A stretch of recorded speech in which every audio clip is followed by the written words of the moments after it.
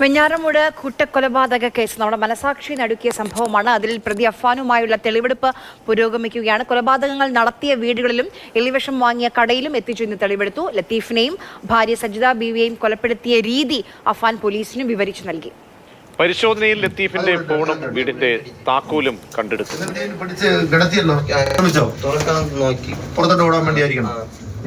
എന്നിട്ട് ഞാൻ ഒരു ചെറിയ പിടി പിടിച്ചപ്പോഴേ വീണു. ഇവിടെ വീണു എന്റെ കയ്യിലാണ് വീണത്.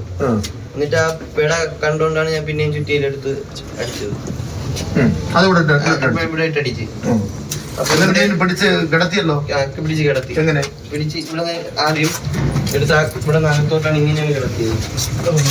മൊത്തത്തിലോ ഇവിടെ ഇങ്ങനെ എടുത്ത് ആദ്യം ശ്രമിച്ചോ? എന്തായാലും ഒരു മനസ്താപവും ആ പ്രതിയെ സംബന്ധിച്ചോളം ഇല്ല. കാരണം കൃത്യമായിട്ടൊരു കൂസലും ഇല്ലാതെ കാര്യങ്ങൾ വിശദീകരിച്ച് പോലീസിന് നൽകുകയാണ് ചെയ്യുന്നത്. ജിബിൻ JB ചേരുന്നുണ്ട്. ജിബിൻ, ഈ മൊഴികളിലെ പല വൈരുദ്ധ്യങ്ങളുമുണ്ട്. ആ വൈരുദ്ധ്യങ്ങൾ ദൂരീകരിക്കുക എന്നതാണ് പോലീസിനെ സംബന്ധിച്ചും ഈ രണ്ടാമത്തെ ഈ കസ്റ്റഡിയുമായി ബന്ധപ്പെട്ട് പ്രധാനപ്പെട്ട ഒരു കാര്യം. ഇന്നിനിയുള്ള തെളിവെടുപ്പ്, മറ്റ് നീക്കങ്ങളൊക്കെ എന്തൊക്കെ കാര്യങ്ങൾ സ്പഷ്ടമായി പ്രതി അന്വേഷണ സംഘത്തിന് വിവരിച്ച് നൽകുന്നുണ്ട്? പ്രജീഷ്, ഈ അഫാന്റെ പിതൃ സഹോദരനും ചുള്ളാള സ്വദേശിയുമായിട്ടുള്ള ലത്തീഫിന്റെയും ഭാര്യ സജിത ബീവിയുടെ മരണവുമായി ബന്ധപ്പെട്ട കേസിലാണ് കഴിഞ്ഞ ദിവസം ഉച്ചയോടുകൂടി കിളിമാനൂർ പോലീസ് അഫാനെ 3 ദിവസത്തെ കസ്റ്റഡിയിൽ വാങ്ങിയത്. ഇതിന് പിന്നാലെ ഇന്നലെ രാത്രിയൊക്കെ അഫാനെ വിശദമായി പോലീസ് ചോദ്യം ചെയ്തു. അതിന് പിന്നാലെയാണ് ഇന്ന് രാവിലെ 7:30 മണിയോടുകൂടി പോലീസ് അഫാനുമായുള്ള തെളിവെടുപ്പ് ആരംഭിച്ചത്.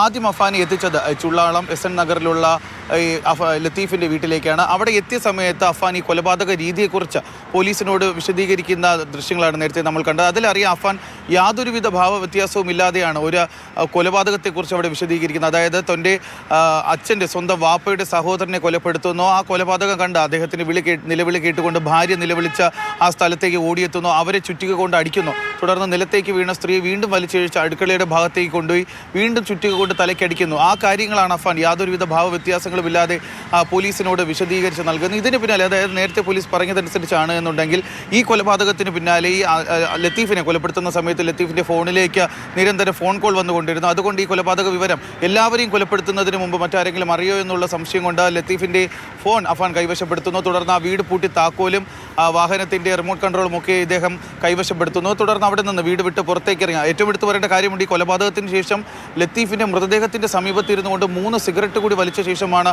അഫാൻ ആ വീട് വിട്ട് ഇറങ്ങിയത്. വീട് വിട്ടിറങ്ങിയ അഫാൻ വീടിന് 200 മീറ്റർ മാത്രം അകലെയുള്ള ഒരു റോഡിന്റെ വശത്തേക്ക് ഈ മൊബൈൽ ഫോണും വീടിൻ്റെ താക്കോലും റിമോട്ടും ഒക്കെ ഉപേക്ഷിച്ചതിന് ശേഷമാണ് സ്വന്തം വീട്ടിലേക്ക് എത്തിയത്. സ്വന്തം വീട്ടിലേക്ക് എത്തിയതിന് പിന്നാലെയാണ് അഫാൻ കയ്യിൽ കരുതിയിരുന്ന മദ്യമൊക്കെ തന്നെ കഴിക്കുന്നത്. അതുകൊണ്ടാണ് പോലീസ് ഈ മദ്യം കലർത്താൻ ഉപയോഗിച്ച പെപ്സി വാങ്ങിയ കടയിലും എലിവിഷം വാങ്ങിയ കടയിലും ഇവരെ കൊലപ്പെടുത്താനായി ഉപയോഗിച്ച ആയുധം, അതായത് ചുറ്റിക വാങ്ങിയ കടയിൽ, ചുറ്റിക സൂക്ഷിച്ചിരുന്ന ബാഗ് വാങ്ങിയ കടകൾ, ഇവിടേക്ക് എല്ലാം എത്തിച്ചുകൊണ്ട് അഫാനെ ഒരു വലിയ വിശദമായ തെളിവെടുപ്പ് തന്നെയാണ് ഇപ്പോൾ കിളിമാനൂർ പോലീസ് നടത്തിയിരിക്കുന്നത്. ഇതിനുശേഷം ഏറ്റവും ഒടുവിലായി ഇപ്പോൾ അഫാനെ വീണ്ടും കിളിമാനൂർ പോലീസ് സ്റ്റേഷനിലേക്ക് കൊണ്ടുവന്നിരിക്കുകയാണ്.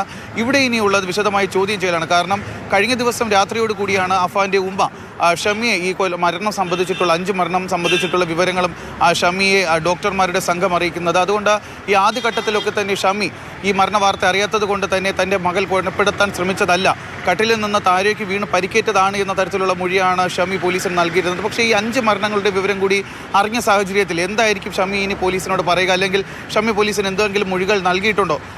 അങ്ങനെ മൊഴി നൽകിയിട്ടുണ്ടെങ്കിൽ അതും പിതാവ് നൽകിയിട്ടുള്ള മൊഴികളും ചേർത്ത് വെച്ചുകൊണ്ടായിരിക്കും ഇനി അഫാനെ ഇന്ന് ഉച്ചയ്ക്ക് ശേഷം ചോദ്യം ചെയ്യുക. കാരണം ഈ തെളിവെടുപ്പിന്റെ സമയത്ത്